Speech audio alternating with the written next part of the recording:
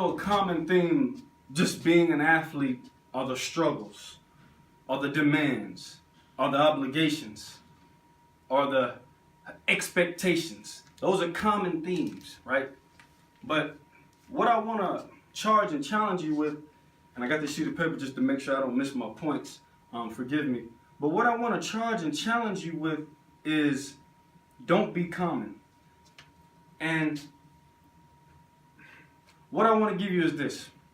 Don't be common in the way that, okay, I got all these obligations and weights and different things that are weighing on me, and I'm letting the realness of life, the realness of being a grown man weigh on me and sour me away from my love for the game of basketball.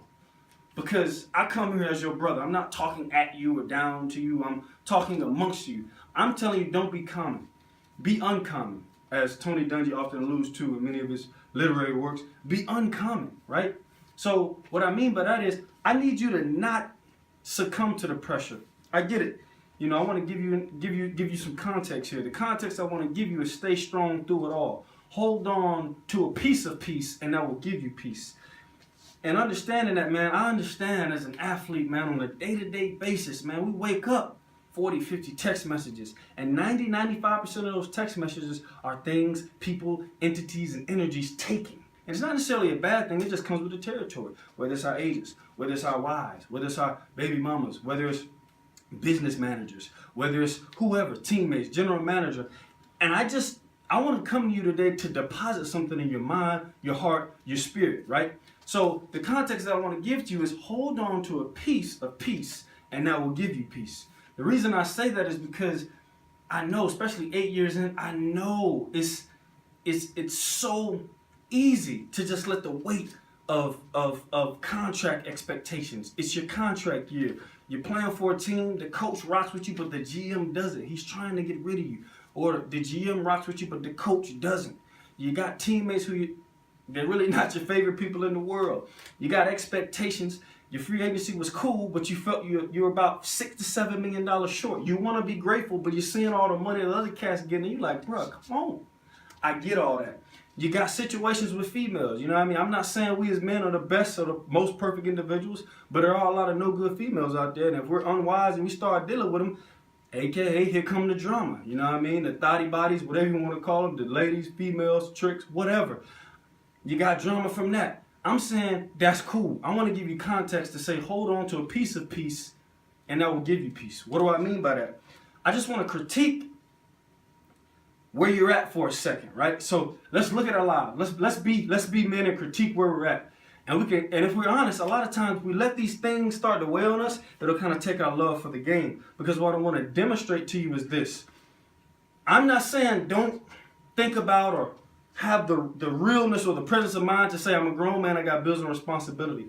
What I'm saying is this. I want to demonstrate it to you. Just think of a woman, right? She's in a sea of people. I don't know, Times Square. They say anywhere between 50 to 100 million people are crossing through Times Square on a weekly basis, right?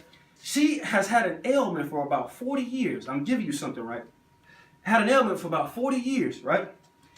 But there's a particular guy that's in this crowd that if she could just touch a piece of his jacket, right? Or as it's been written, not pressing my beliefs, but I want to give you a principle. That if she could touch a piece of his jacket or a hem of his garment, as it's been written, these ailments that she had for 40 years will be eradicated and eliminated, right?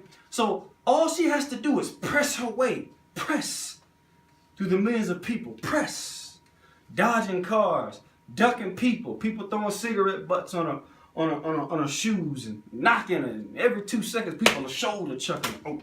Oh, stop at the red light. She sees him in the distance. She's got a unilateral focus to get to this man. Because as it's been written, all she had to do is touch the hem of his garment, right? So she presses past and she's getting closer. She's getting closer. She's getting closer.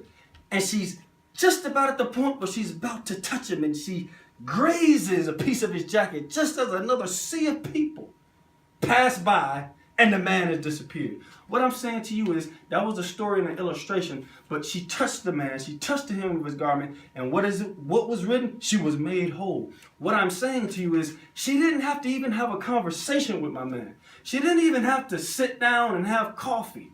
You know what I'm saying? Netflix chill, whatever you want to call it. All she had to do was touch a piece of his garment, a hem of his garment, a little flannel piece of his jacket. I'm saying to you, listen, I understand all the weight of what it requires and what comes with being an athlete, with the women and contracts and the road trips and playing time and you thinking about legacy and man, I was the juice in high school. I was the juice in college. I'm not the juice anymore. You still can be.